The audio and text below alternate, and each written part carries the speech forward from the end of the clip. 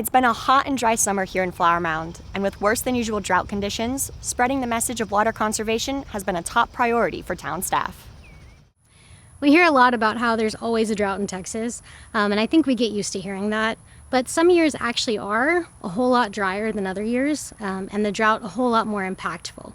So this year in particular, as of July, 2022 was the 6th driest year in the state of Texas in the last 128 years. So this drought in particular, a lot more impactful than our typical years. While we use water in a ton of different ways every day, irrigation is where we can make the biggest difference.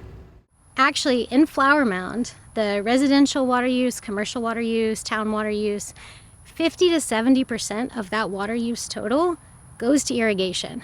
It's also estimated that 50% of the water used in irrigation goes to waste. If you've ever seen somebody watering in the middle of the day, or a broken sprinkler head, or somebody watering the concrete, it's pretty easy to see how a lot of that water is not actually ending up where it's intended to be.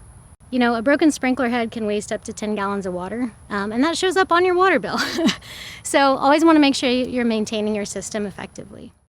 Another way to keep your water bill low during the summer is by watering efficiently. It's all about how you're watering, not how long. Best practices go back to what we call the Texas two-step. So step 1, only water 2 days a week. Step 2, only water between 6 p.m. and 10 a.m. With the 2 days a week, the biggest reason is that by watering less frequently, you're actually teaching your plants and grass to develop deeper roots. And that actually creates more resilient, healthy plants. So they look better and do better in the long run.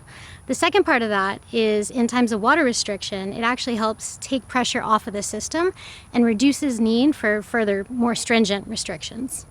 Another best practice is what we call cycle and soak. So we might think that running our sprinklers for longer in one go is going to give our plants more water, but that's not actually the case. Especially when the soil's so dry, it can only absorb so much water at once, and then the rest of the water just runs off the surface. So a better method is to water for shorter periods of time with a break in between. Now, what about adding new and unestablished plants to your yard during the summer? It might be better to hold off until temperatures drop and we see more rain, but if you can't, there are still plenty of ways for your young plants to thrive. So if you're considering adding plants to your landscape, you definitely want to consider using natives. Native plants are adapted to our weather conditions and they require a whole lot less water because of that.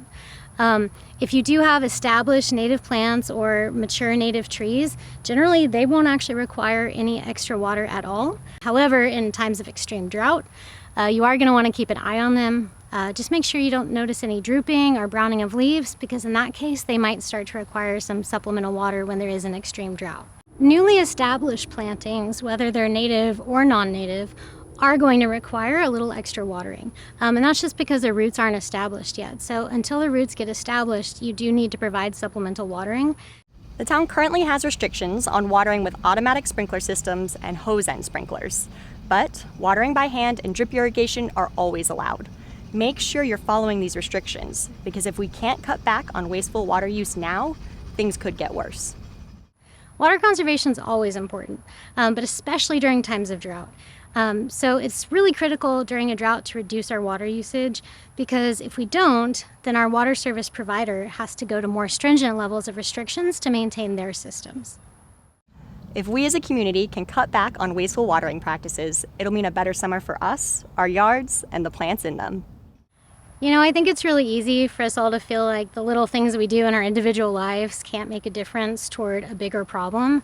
But I actually think with water conservation, it's a really perfect example of how it really is those little things that we're each individually doing that are what add up to make that big difference.